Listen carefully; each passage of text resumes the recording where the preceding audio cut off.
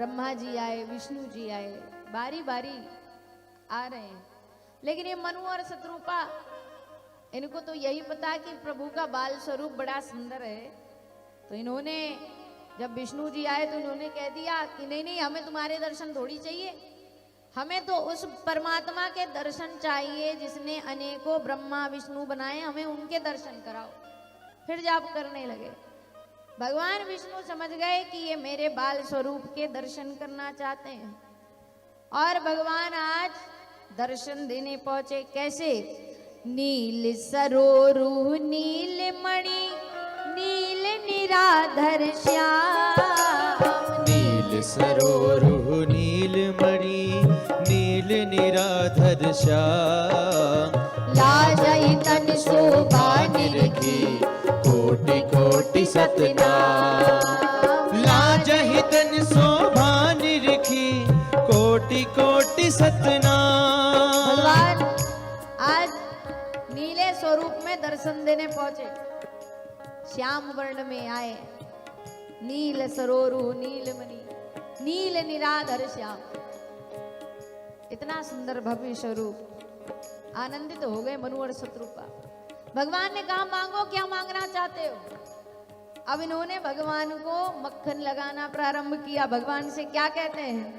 दान शिरोमणि कृपा निधि नाथ कयऊ सती भाव, दान शिरोमणि कृपा निधि नाथ कयऊ सती भाव, चाहई तुमहि समान सुत प्रभु सन कवन दुराव, चाहऊ तुम्हि समान सुत प्रभु सन कवन दुराव। क्या मांग रहे हैं कि महाराज हमने सुना है कि आप दानियों में भी शिरोमणि हो, आप दानियों में सबसे बड़े दानी हो। दानी शिरोमणि कृपा निधि और नाथ कयऊ सती भाव। और हमें क्या चाहिए? चाहहि तुमहि समान सुत, तुम्हारे जैसा पुत्र चाहिए। भगवान बोले कि देखो हम तो अकेले ही हैं, हमारे समान कहाँ से लाके देंगे भैया, कुछ और मांगो। नहीं नहीं प्रभु, चाहिए तो यही चाहिए, आपके समान ही पुत्र चाहिए। इतना प्रेम। भगवान ने कहा ठीक है, प्रेम इतना ज्यादा है तो भगवान को तो मानना ही पड़ेगा। भगवान ने कहा ठीक है एवं मस्तु, लेकिन इस जन्म में मैं ये इच्छा आपकी पूरी नहीं कर सकता। मैं आपके घर अवतार लेकर के आऊंगा अगले जन्म में। और यही मनु और शत्रुपा रानी कौशल्या और दशरथ बने। अच्छा देखो, तपस्या करने गए चौथेपन में, चौथेपन में तप करने गए कि नहीं? चौथेपन में तप करने गए, चौथेपन में वरदान प्राप्ति की। अब बताओ कि जिस उम्र में कर्म करोगे उसी उम्र में फल मिलेगा ना। इसलिए राम जी का जन्म कब हुआ? राजा दशरथ के घर, चौथेपन में। यही मनु शत्रुपा रानी कौशल्या दशरथ बने, जिनके घर भगवान को राम अवतार लेकर के आना पड़ा। कितने कारण हो गए? 4। एक और 5वां सुनिए। एक राजा हुआ जिसका नाम था प्रताप भानु, और ये संतों को भोजन कराता था, सेवा करता था। उसके राज्य में कभी भी कोई दुखी नहीं रहता था।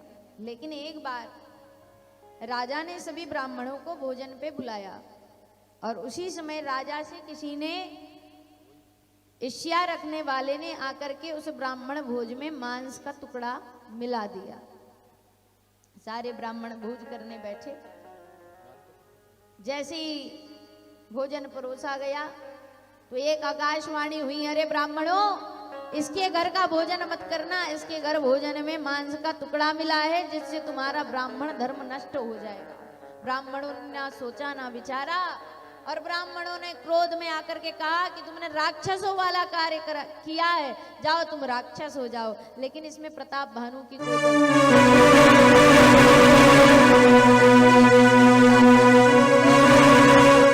ब्राह्मणों ने कहा कोई बात नहीं, जब तुम राक्षस बनोगे ना,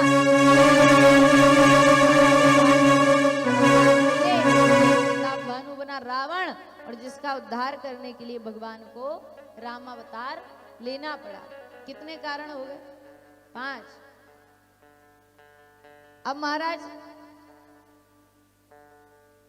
रावण ने सोचा कि अब तप इत्यादि करना चाहिए। ब्रह्मा जी के लिए तप करने लगा। ब्रह्मा जी आए, दर्शन दिए। ऋषि पुलस्त का नाती तप किया। तो ब्रह्मा जी प्रसन्न हुए। मांगो, क्या मांगना चाहते हो? रावण ने कहा सीधे सीधे हमें अमर कर दो। ब्रह्मा जी ने कहा बिल्कुल नहीं, अमर तो ब्रह्मा स्वयं नहीं है। इंद्र का पद बदलता रहता, ब्रह्मा का पद बदलते रहता, सारे पदों में परिवर्तन होना संभव है।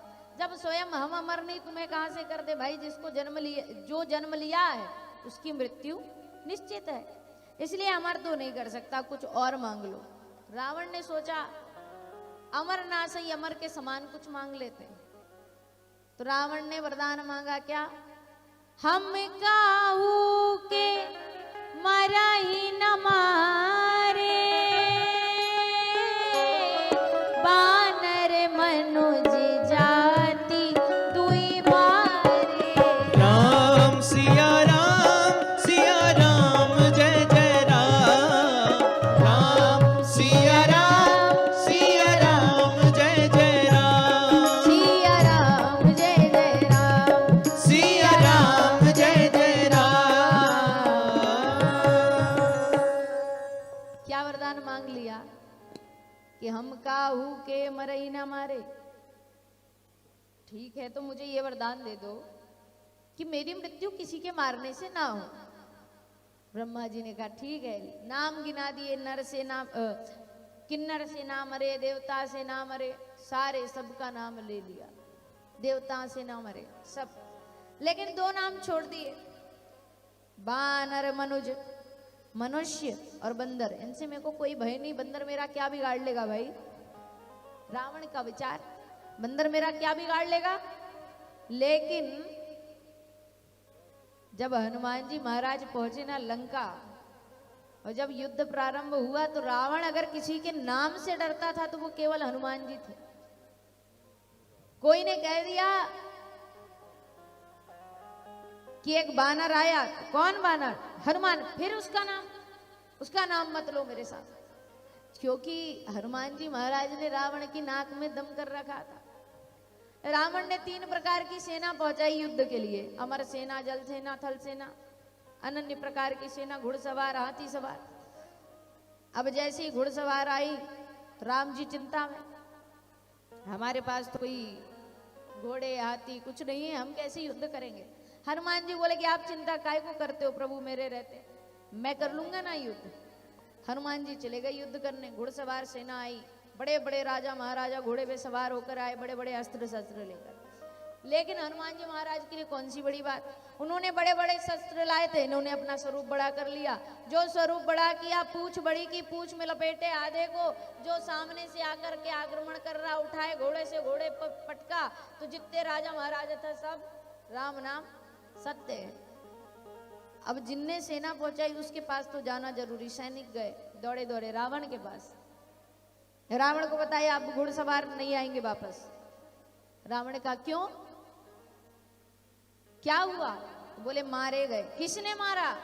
बोले बंदर ने। कैसे मारा? बोले महाराज उसकी पूछ का नाम बता, पूछ का नाम बता।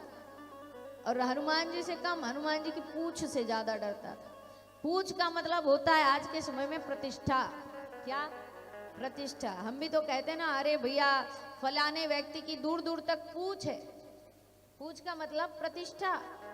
और रावण ये सोचता था कि किसी ने हनुमान जी के पूछ का नाम लिया मतलब रावण का अपमान कर रहा है, तो रावण बड़ा चिढ़ जाता था हनुमान जी के नाम से।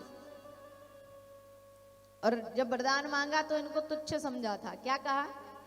मनुष्य और बानर से कोई भय नहीं, मेरा क्या बिगाड़ लेंगे? भगवान जब आए तो मनुष्य अवतार में आए। और राम और हनुमान ने मिलकर के ही रावण का राम नाम सत्य कर दिया। और ये बात ये हमें शिक्षा देती है कभी भी जीवन में किसी को छोटा नहीं समझना चाहिए, तुच्छ नहीं समझना चाहिए। जो कार्य बड़े बड़े लोग नहीं करते वो एक गरीब कर लेता है, और जो कार्य गरीब कर सकता है ना, आप विश्वास नहीं करेंगे, अमीर व्यक्ति कभी नहीं करेगा। दुख के समय में कभी भी गरीब आदमी काम आता, अमीर कभी नहीं आएगा, प्रमाण। लेकिन दुनिया तो उसको ज्यादा भाव देती है जिसके पास धन है। धन वाले को मत पूछिए, मन वाले को पूछिए, जिसका मन है। और अगर आप पर विपदा आई तो वो मन लगा करके आपको उस विपत्ति से निकाल लेगा। लेकिन जिसके पास धन है और आपके ऊपर विपत्ति आए तो धन लगाने से पहले 100 बार सोचेगा, लगाएं कि नहीं लगाएं, वापस कर पाएगा कि नहीं। इसलिए अमीरों से भले ही रिश्तेदारी मत निभाओ, लेकिन गरीबों से निभाओ, ये बड़े काम आने वाले हैं।